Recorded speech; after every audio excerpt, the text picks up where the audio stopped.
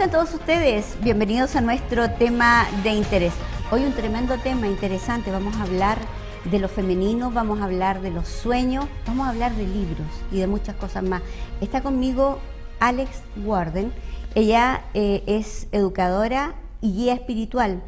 Su trabajo se identifica en crear un espacio donde se respira la unidad e interrelación de todos los aspectos de la vida. Algo que le vamos a estar preguntando de qué se trata y cómo se maneja eso. Bienvenida, Ale, ¿cómo estás? Bien, mucho gusto. Qué rico, porque ya es segunda oportunidad que estás con nosotros. Gracias por invitarme por segunda vez. Maravilloso. Estás de paso en nuestra ciudad, ¿cierto? Sí, estoy aquí hasta el lunes. ¿Hay seminarios? Sí, estamos dando un retiro espiritual en esta oportunidad, empezando el viernes. ¿Ya? Y vamos a trabajar sobre sueños y sobre el femenino, sobre ecología espiritual, sobre diferentes temas, pero fundamentalmente sobre los sueños. Y de eso te quiero preguntar, ¿qué significa el lenguaje de los sueños? El lenguaje de los sueños, desde el punto de vista que nosotros lo estudiamos, es para encontrar realmente el significado del alma. ¿Cuál es el destino personal en cada persona, en cada uno? ¿Ya? Y a través del estudio que hacemos vamos profundizando en nuestros propios sueños, en lo que significan nuestros sueños. ¿Ya? Vamos estudiando esos símbolos que se repiten, esos temas que se repiten en los sueños, y a partir de ahí vamos de a poco discriminando y averiguando cuál es el sentido de nuestra vida, cuál es realmente el mensaje de nuestra alma, que esa es la función real de este estudio. ¿Cómo se puede discriminar? ¿Cómo se pueden estudiar los sueños? Porque mucha gente dice, yo ayer soñé tal cosa. Otros dicen, yo no sueño. Todos soñamos todo el tiempo, pero no todos lo recordamos, ni todos recordamos todo lo que soñamos durante la noche. En realidad el cerebro está funcionando todo el tiempo. También nosotros a veces no percibimos cuántas veces está en nuestro cerebro haciendo asociaciones de lo que estamos viviendo. Lo que pasa es que eso va al inconsciente, entonces gracias a Dios no lo tenemos que estar percibiendo, si no estaríamos volviendo medio locos con todo lo que el cerebro asocia. Pero en los sueños, muchas de esas cosas que ocurren durante el día o otro tipo de mensajes empiezan a aparecer simbólicamente en nuestra vida, y muchas veces al principio hay gente que no recuerda los sueños, pero cuando los empieza a notar, empieza a dedicarse a esto, empieza a soñar, y de a poco también uno va encontrando esos sueños que son más importantes que otros. Ahora, todos tenemos todos tipos de sueños, pero algunas personas tienen más de un tipo que de otro. Pero cuando yo trabajo con gente, una de las cosas que siempre me emociona mucho es que siempre encuentro que me dicen, tengo un sueño que no me lo puedo olvidar, o tengo una experiencia que no me la puedo escuchar, o una visión, o un sueño aunque sea en meditación. No siempre es cuando uno está durmiendo, a veces es una visión en meditación o en oración, o a veces cuando uno está reflexionando aparece una imagen o un recuerdo, y eso también lo trabajamos porque son imágenes oníricas que también tienen significado. De hecho, a veces esos sueños tienen mucho más significado que los sueños comunes, donde tenemos miedo o donde estamos trabajando algo que deseamos mucho y entonces lo tenemos en el sueño, o cosas por el estilo. Hay sueños que son más profundos, y a veces esas imágenes en meditación o en oración son muy, muy profundas. Alex, ¿hay sueños que son o se repiten muchas veces? Sí. ¿Es un mensaje ya más claro, más directo para las personas? Sí, los sueños que se repiten son muy, muy importantes. Sea que el sueño mismo se repite, o un mismo personaje dentro del sueño que se repite una y otra vez a través de otros sueños, o un tema que se repite en los sueños. Esos son siempre importantes porque se acercan mucho más a la esencia de lo que vinimos a aprender o de lo que tenemos que trabajar. Y eso está dictaminado por nuestra propia alma, no está dictaminado por alguien de afuera que dice esto es lo que uno tiene que aprender, sino que cada uno de nosotros descubrimos qué es lo que tenemos que aprender. Y esta sensación de que muchas veces somos parte importante dentro de este mismo sueño, somos capaces de vernos realizando acciones dentro de este sueño. Ese es un sueño que se llama del observador. Es cuando una persona está volviéndose realmente mucho más consciente de sí mismo.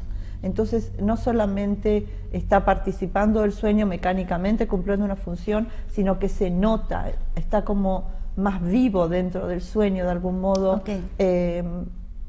participando, pensando, a veces inclusive en el sueño el protagonista, que es uno mismo, está diciendo algo donde se está enseñando a sí mismo. Es como un mensaje real hacia sí mismo. ¿Son entonces los sueños mensajes del alma? ¿Se pueden tomar así? Sí, nosotros como los estudiamos es mensajes del alma. Lo que pasa es que el alma siempre está tratando de comunicarse con nosotros. Siempre está tratando de vivir lo que vino a vivir. Y en los sueños no siempre puede aparecer directamente, sino que aparece a través del sueño, de lo que es imágenes simbólicas. Porque el alma habla lo que se llama el lenguaje del femenino.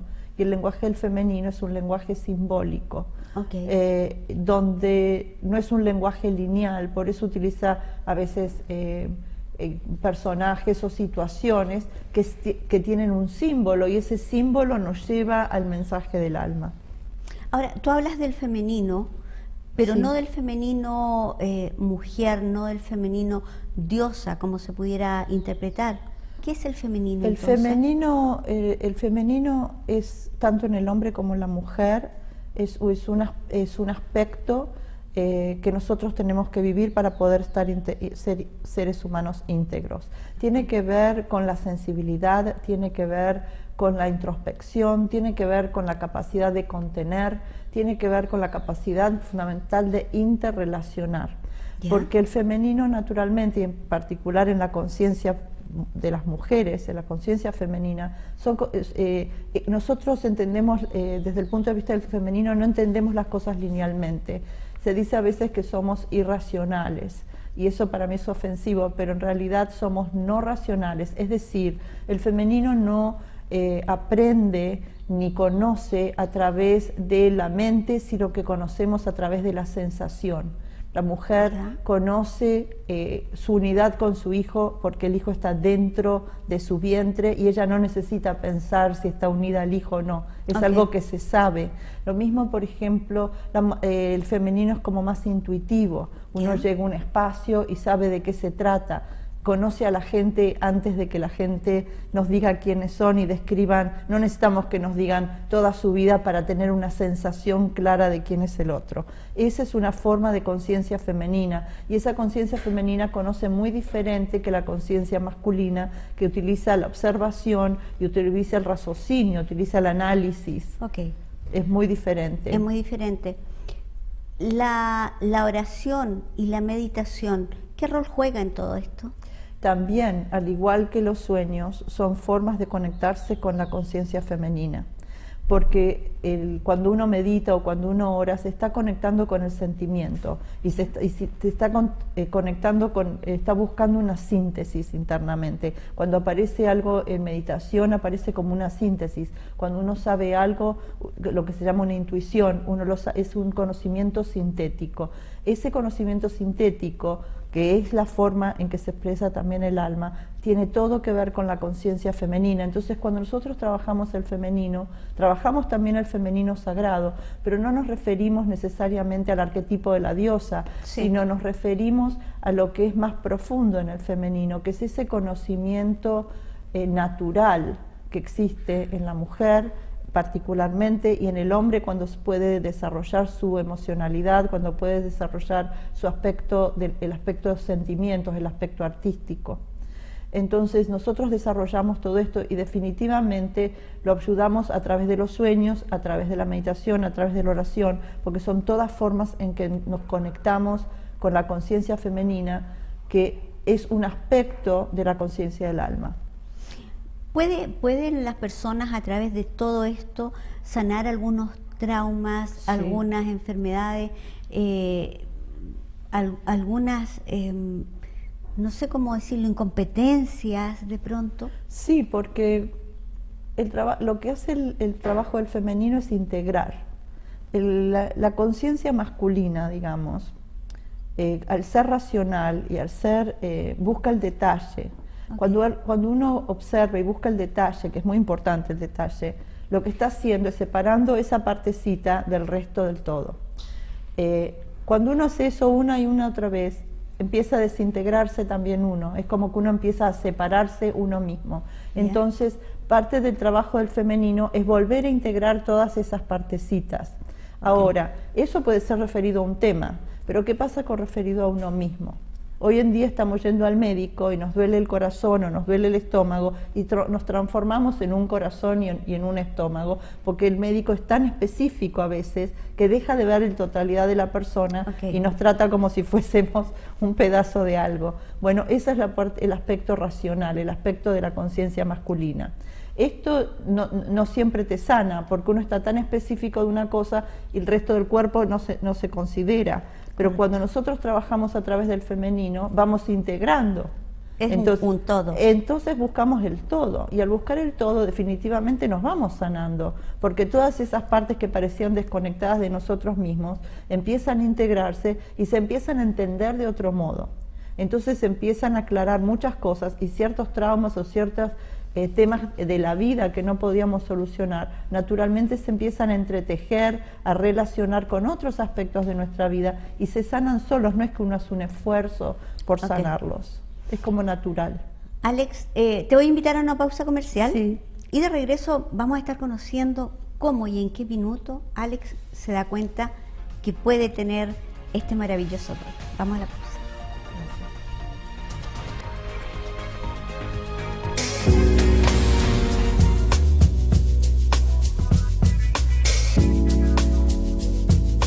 Le invito a su local naturista de Madreselva, donde va a encontrar toda la ayuda natural para sus problemas de salud, estrés, cansancio, ideología, masajes de relajación, problemas a los huesitos. Este es su local naturista de Madreselva, aquí en la Cuarta Región. Acá en Madreselva usted va a encontrar una amplia y variada gama de productos naturales para sus problemas de salud. La ayuda natural, el consejo de un ideólogo profesional del naturismo, de Miguel Bascur, que les habla, y también, por supuesto, el control con su médico. Todas estas ayudas naturales las encuentra aquí en Madreselva. Para su salud, una ayuda natural, seria, responsable, profesional. Acérquese a Balmaceda 470, local 20, en pleno corazón de la ciudad de La Serena. Llámenos a nuestro teléfono 216366. Está nuestro sitio web, nuestro correo electrónico. Todo lo que necesita para informarse y obtener una buena salud. No lo olvide, solo en nuestro local de Madreselva. Capacitación limitada. Un nuevo concepto de capacitación al servicio de las necesidades de las empresas y personas. Estamos al servicio de la minería y empresas de servicio. Cursos especializados, calificación y certificación en la conducción y operación de equipos y maquinarias en terreno. Capacitación y evaluación psico-censo-técnico rigurosa. Capacitación limitada. Amplia experiencia en capacitación desde la segunda a la cuarta región. También somos especialistas en servicio al cliente, atención de público, ventas y capacitamos en diferentes áreas acorde a la necesidad. Capacitación Consultores y Asociados Limitada, una empresa certificada. Ubícanos en Gómez Carreño 302, segundo piso en La Serena. Nuestro teléfono 620817 o visítanos y contáctanos en www.capacitacion.cl.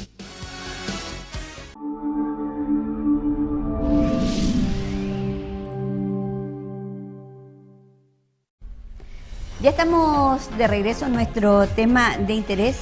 Hoy conversando con Alex Warden. Ella es educadora, pero además guía espiritual. Estábamos hablando de los sueños, del feminismo. Alex, ¿cómo es este despertar espiritual? ¿Cómo fue para ti? En mi caso, creo que yo siempre tuve una conexión espiritual. De hecho, creo que todos tenemos una conexión espiritual siempre. Que algunos no la hemos descubierto. Que no sabemos de qué es una conexión espiritual. Yo creo que todos tenemos un llamado de una forma o de otra. Lo que ocurre es que en este mundo es como que la espiritualidad está determinada ¿qué es? ¿Es algo religioso? ¿Es algo...?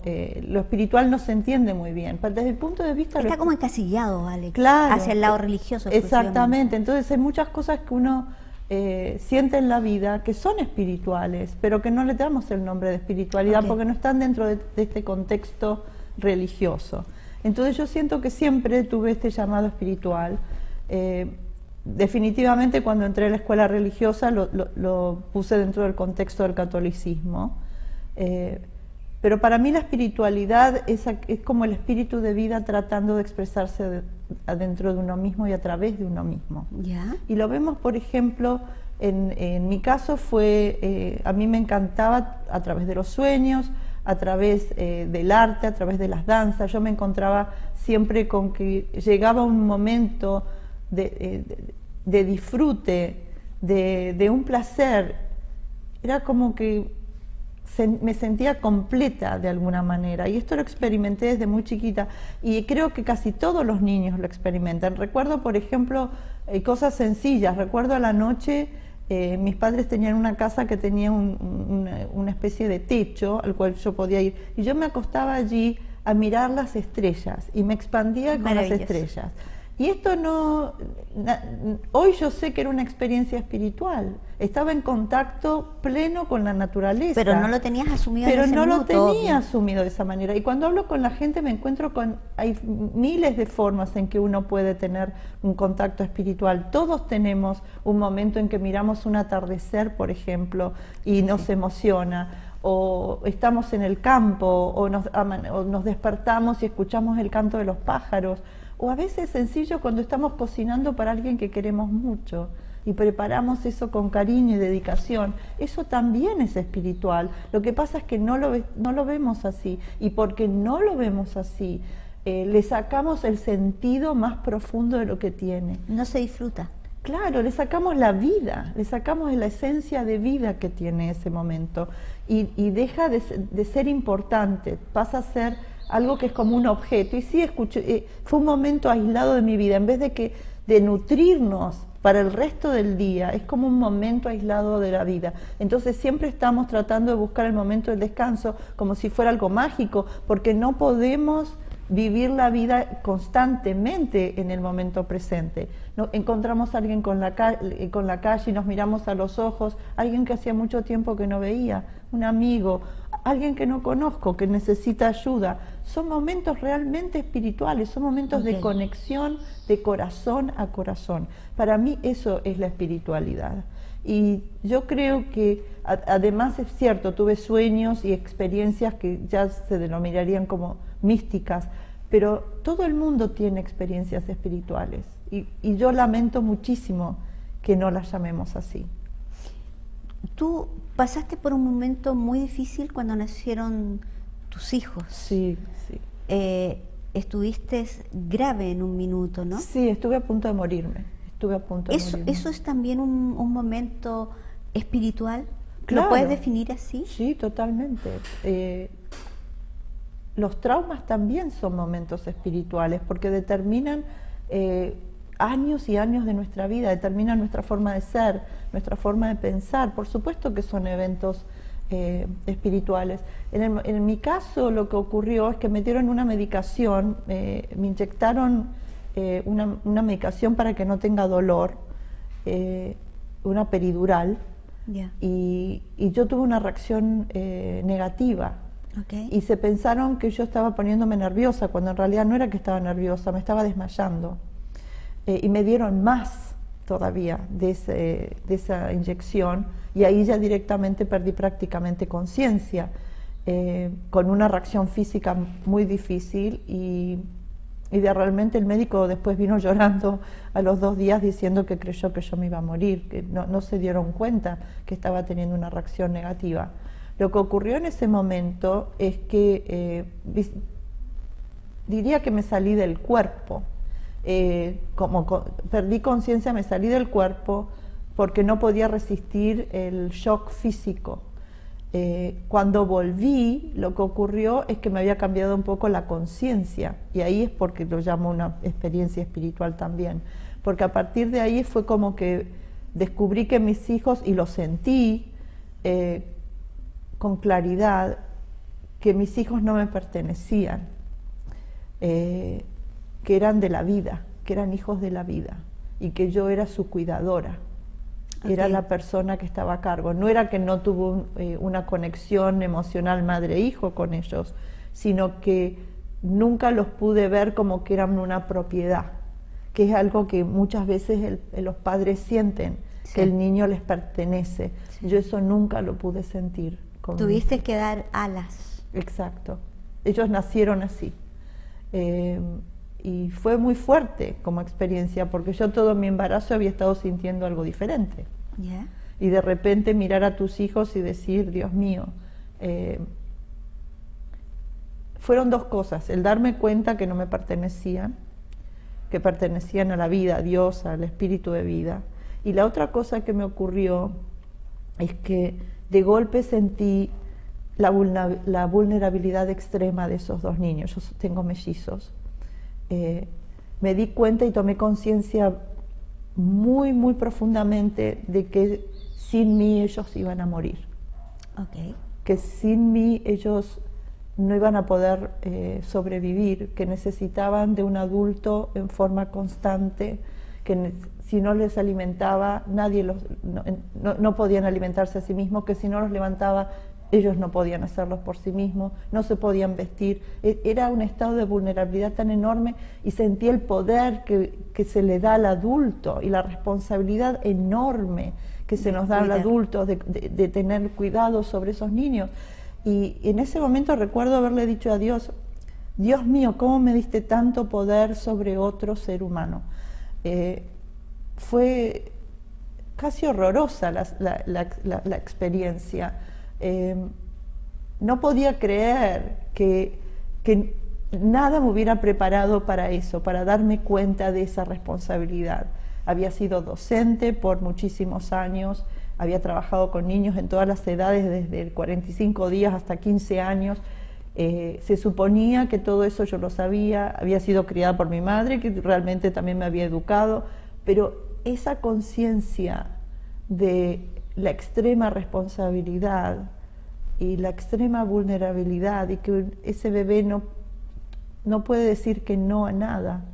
Así es. Es como que todo, su vida estaba en tus manos. Sí, y que todo tiene que decir que sí, porque no puede hacer otra cosa más que decir que sí. Podrá llorar, podrá quejarse, pero no puede hacer nada. Esa conciencia, eso fue parte del cambio de conciencia que estoy hablando, y que fue muy fuerte porque definitivamente transformó mi relación con mis hijos. Cualquier cosa que hubiera pensado hasta el momento me cambió todo. ¿Cómo se puede definir a una persona mística?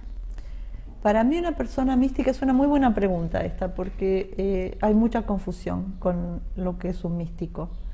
El místico para mí es una persona que busca la experiencia del espíritu de vida, que busca la experiencia de Dios, la experiencia de su alma en este mundo, en esta vida, en todo instante, que quiere vivir esa experiencia de su alma en este plano. Okay. Y no busca a Dios afuera, sino busca a Dios en todo. Perfecto. En todas las cosas. Dios no está solamente en el cielo, está dentro de uno, en el corazón de uno, está en el corazón de todas las personas, está, es el espíritu de vida en todo lo que existe. Eso para mí es una persona mística. Y la diferencia con lo que a veces se entiende místico como es el santo, por ejemplo. Un místico no tiene que ser un santo, y tampoco es místico el que está diciendo el futuro o leyendo las cartas. A veces también se confunde eso con la palabra místico. Así es. Y esto no es la realidad de lo que es una persona psíquica la que hace eso, pero no es una persona mística. Alex, te quiero llevar nuevamente al té femenino sagrado, porque eso se descubre ahora, en estos tiempos, en estos momentos. Tal vez la vida la tenemos más desordenada, nos enfrentamos a cosas tal vez más fuertes, más violentas, sí, en los tiempos que estamos viviendo. Sí. El despertar del femenino yo creo que es algo que, si lo miramos históricamente, es como un ciclo. Hubo un momento en que había mucho más matriarcado, después sí, aparece el patriarcado en los últimos 3.000, 4.000 años, y es natural que dentro de ese ciclo resurja, digamos, el femenino. Lo que ocurre es que junto con eso también ocurre que viene la respuesta del masculino. No solamente del masculino en el hombre, sino del masculino también en la mujer. En la mujer. Entonces, parte de la violencia y cosas que estamos viviendo en este momento, y de los conflictos que estamos viviendo en este momento, es porque naturalmente hay una resurgencia del femenino. Lo vemos en todas las chicas jóvenes que tratan de afirmarse como mujeres. Lo vemos que estamos ahora, por ejemplo, en Estados Unidos, viendo si va a haber una presidenta mujer. Ustedes tienen una presidenta mujer aquí, en Argentina tuvimos una, en Europa. Mujeres están en todos los lugares de poder. Se están empoderando de... Sí, y esto es parte de este proceso evolutivo natural, que después de tantos años de patriarcado y sometimiento realmente de la mujer, que en este momento está resurgiendo. Ahora, esto es muy importante, porque la mujer siempre siguió teniendo poder, pero lo usó de otra manera. La mujer tuvo poder en el hogar, poder sobre los hijos, y lamentablemente en algunos casos usó la manipulación sexual para poder dominar.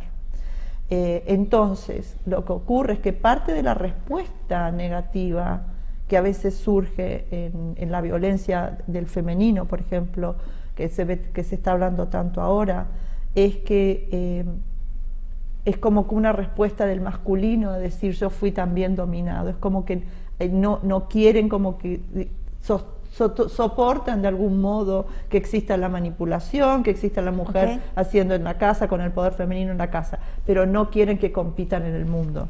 Por eso se ven enfrentadas a tanta violencia en muchas mujeres, sí. Muchas mujeres, con el tema de la agresión doméstica y todo esto que pasa. Muchas mujeres, sí. Hay mucho problema porque en este momento el resurgimiento de lo femenino es muy grande. Y yo creo que tomó de algún modo por sorpresa al varón y al masculino en la mujer también. Uno encuentra una mujer realmente femenina y se va a encontrar con que muchas mujeres masculinas tratan de que no resurja el femenino porque no saben tampoco cómo es. Hay muchas mujeres que ya no saben cómo es el femenino tampoco.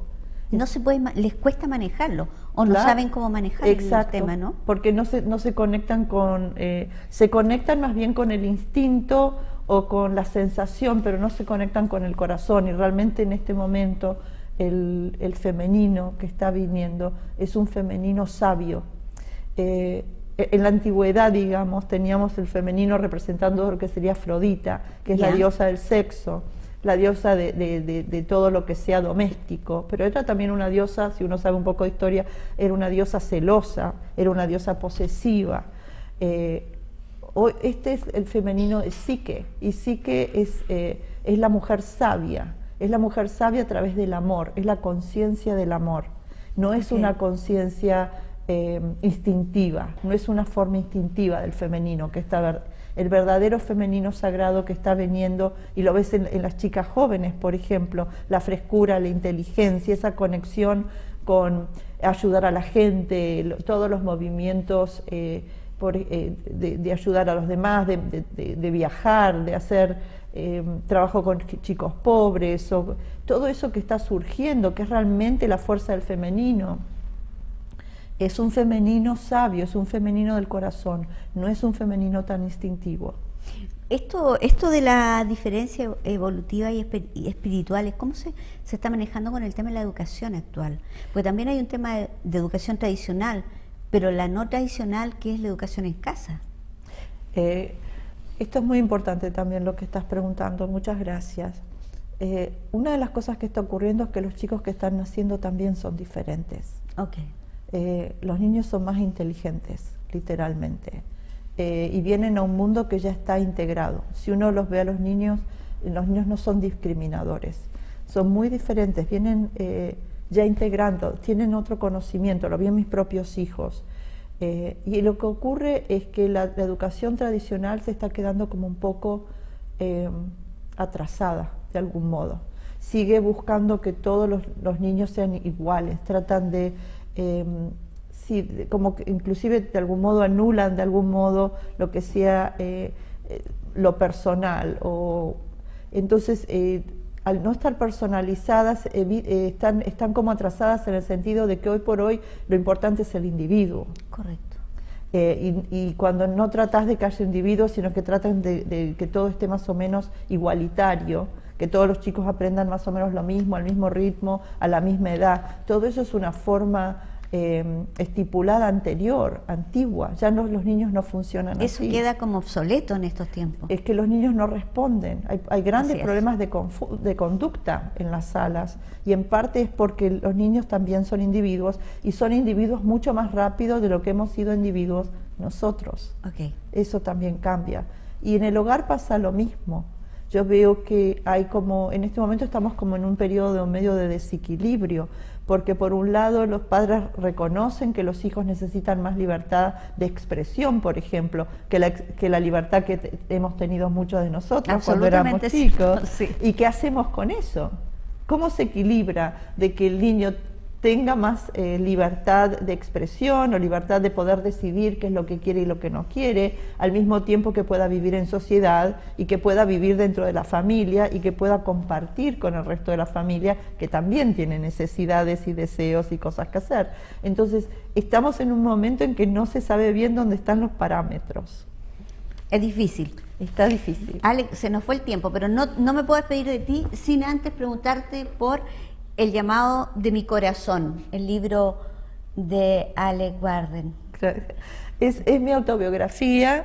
Está basada en... Me pidieron que la escribiera, no fue algo que yo quise escribir personalmente, pero me habían pedido que la escriba, y está basada en mis sueños, y el objetivo es que el que la lea no solamente sabe un poco de mi vida, sino también puede ir aprendiendo cómo analizar sus propios sueños. Ese es el objetivo del libro. Y quería decir que si hay gente que está interesada en saber más sobre mí o algo así, siempre puede ir a Facebook, a Alex Warden en Latinoamérica. Perfecto. Y así me pueden encontrar. Bueno, y ahí en nuestra pantalla están apareciendo también las páginas donde te pueden encontrar. Ahí hay un contacto donde ustedes pueden también escribir y consultar sobre esto y mucho más, que lamentablemente no alcanzamos a tratar durante el programa. Está bien. Te quiero agradecer que hayas estado hoy día con nosotros, y por supuesto cordialmente invitada para una próxima oportunidad cuando nuevamente regrese hasta nuestra región. Muchísimas gracias, te agradezco muchísimo. Gracias por acompañarnos. Nosotros agradecer su sintonía y por supuesto dejarlos cordialmente invitados para un próximo programa. Gracias por su compañía. Ay, eran como 1000 preguntas.